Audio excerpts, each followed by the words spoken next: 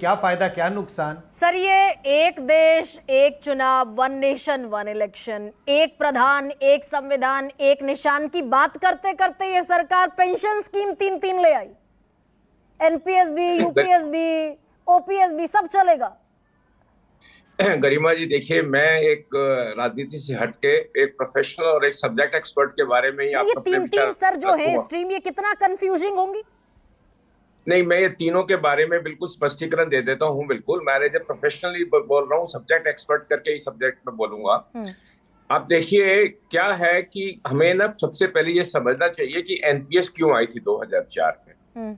NPS आने का 2004 का कारण क्या था कि जिस ढंग से ओपीएस स्कीम चल रही थी और केंद्र सरकार और राज्य सरकारें अपने बजट में भावी खर्चे को लेकर नहीं चल रही थी, जो अकाउंटिंग चैलेंज था उसको अकाउंटिंग करने में, तो उस समय ये आइडिया लगाया गया कि जो 3000 से 5000 करोड़ साल का जो खर्चा सरकार को पेंशन का देना पड़ रहा है उस समय, आने वाले समय में ये खर्चा 5 लाख करोड़ से भी ज्यादा क्रॉस कर जाएगा, जो बजट से नामुमकिन है होना, बजट नहीं पे बियर कर पाएगा।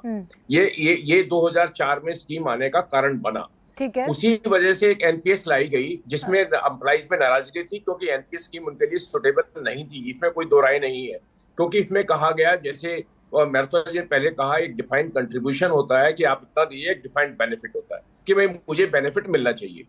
अब यूपीएस जो स्कीम आई है, जो कल स्कीम अनाउंस की गई है, उसमें आपको डिफाइंड बेनिफिट दे दिए गए। इसमें कोई दो राय नहीं है। तीनों बेनिफिट जो थे ओपीएस में वो मिल गए हैं। एक आपको पेंशन अश्योर्ड हो गई है 50% की, फैमिली पेंशन अश्योर्ड हो गई है आपकी। उसके बारे में जो मेन मुद्दा रह गया है वो एक कंट्रीब्यूशन का रह गया है कि जो 10% का कंट्रीब्यूशन है, ओपीएस में वो कंट्रीब्यूशन नहीं होता था और यूपीएस में वो कंट्रीब्यूशन आएगा।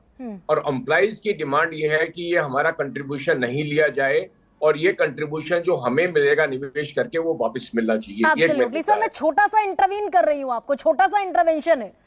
आपने कहा भाई अनुमान ये था कि 3 से 5 लाख करोड़ रुपए पेंशन के देने पड़ेंगे, एक वक्त ऐसा आएगा बजट से पॉसिबल नहीं है।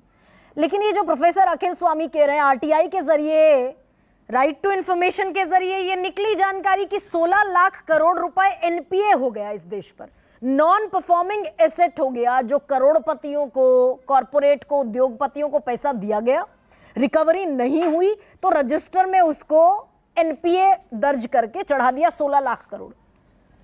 तो ये 16 लाख करोड़ हम खर्च कर सकते हैं, 7 साल का आंकड़ा है ये आरटीआई के जरिए, और ये 5 लाख करोड़ हम नहीं दे सकते। नहीं, हाँ, मैं बता दूं गरिमा जी। इसके लिए देखिए, मैंने शुरू में कहा मैं राजनीति वाले विचार नहीं, मैं सिर्फ अर्थशास्त्री या ऐसे सिर्फ एज ए अकाउंटिंग आपको बता देता हूँ कि क्या इश्यू है।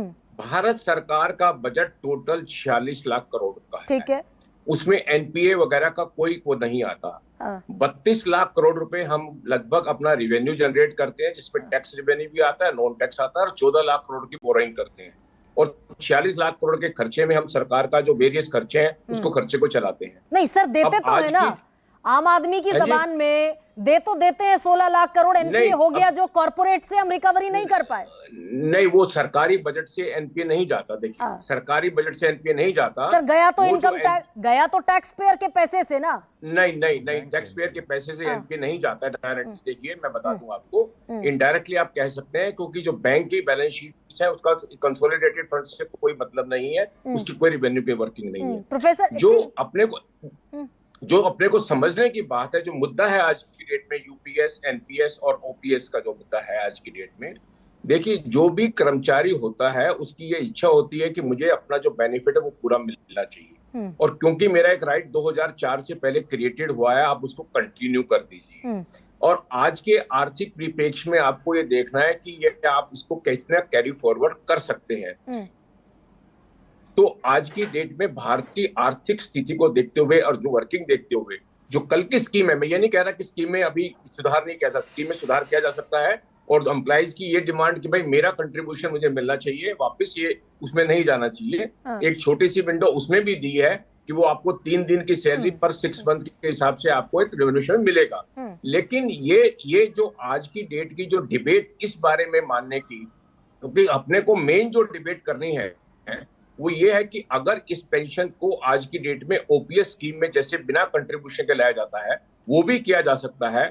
उस साल में मेरा ऐसा मानना है, एज ए प्रोफेशनली मैं कहूंगा, अगर सरकार 20 से 25 हजार करोड़ रुपए सालाना, क्योंकि मुझे ऐसा लगता है कि सरकार का कुल 2.5 लाख करोड़ रुपए साल का इस्टेब्लिशमेंट का खर्चा है सैलरी का, 10% की रिकवरी अगर हम अप्लाई से करते हैं सैलरी की, वो 25 हजार करोड़ रुपए सालाना करते हैं। अगर हम ये 10% उनका एम्प्लॉइज का छोड़ दें और सरकार अपने बजट में 25 हजार करोड़ का कंट्रीब्यूशन खुद करने लग जाए सालाना, तो ये शायद समस्या हल हो सकती है। पॉसिबल है तो ये? आपकी बात का जवाब अर्थशास्त्री के तौर पर ही बताइए वेद, कि भाई आरबीआई कह रहा है कि हम दिवालिया हो जाएंगे, पॉसिबल है क्या? नहीं, उसमें उसका कारण तब होता है जब ये पॉसिबिलिटी तब होती है जब हम आज की डेट में प्रोविजन नहीं करें। हाँ, ये आज की प्रोविजन डेट नहीं में करें। प्रोफेसर अखिल स्वामी, ये जो मेरा सवाल था, एक मिनट दे दीजिए, एक मिनट दे दीजिए। अकाउंटिंग में ये बहुत जरूरी है, जो मेरी एम्प्लॉइज आज की डेट में है उसकी जो फ्यूचर की लायबिलिटी है मुझे आज ही प्रोवाइड करनी पड़ेगी। ठीक है सर। प्रोफेसर अखिल स्वामी,